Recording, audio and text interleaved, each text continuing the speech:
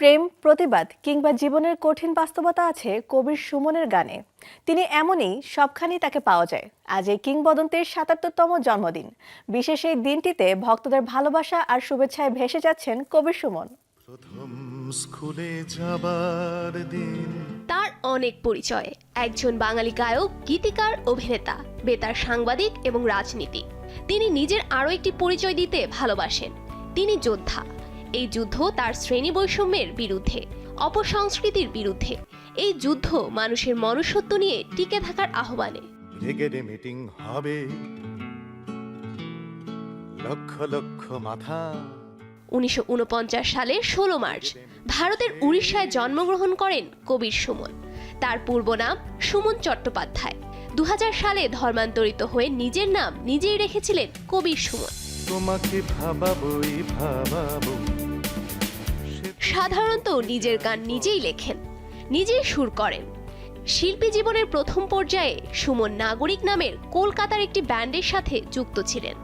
পরবর্তীতে তিনি নিজেই একটি ব্যান্ড দল গড়েন। নাম দিলেন Suman the one man band.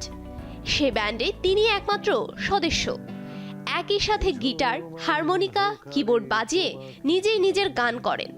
রাত ভোর হলে আমি তোমাকে চাই, সকালের কৈশোরে তোমাকে চাই।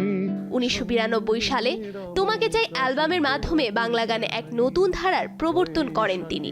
তার স্বরচিত গানের অ্যালবামের সংখ্যা ১৫। প্রথম জীবনে রেডিও জার্নালিস্ট হিসেবে কাজ করেছেন ডয়েচে ওয়েলেতে, কাজ করেছেন অল ইন্ডিয়া রেডিওতে।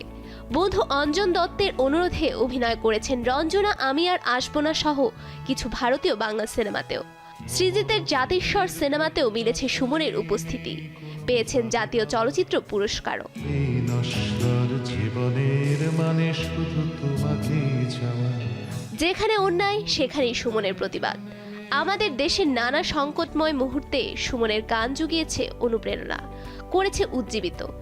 এপার ওপার দুই বাংলাতেই তিনি জয় করেছেন কয়েক প্রজন্মের শ্রোতার অন্তর। আমাকে স্যালুট করবে তারা দিনেরা। জীবনের পরন্ত এ বেলায় গানকে আঁকড়ে আছেন কবির সুমন।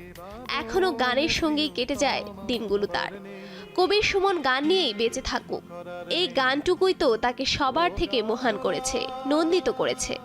শুভ জন্মদিন গানওয়ালা। আমার আর কোথাও যাবার নেই, সফুরা আফরিন, শোবিজ টুনাইট। কিচ্ছু করার নেই।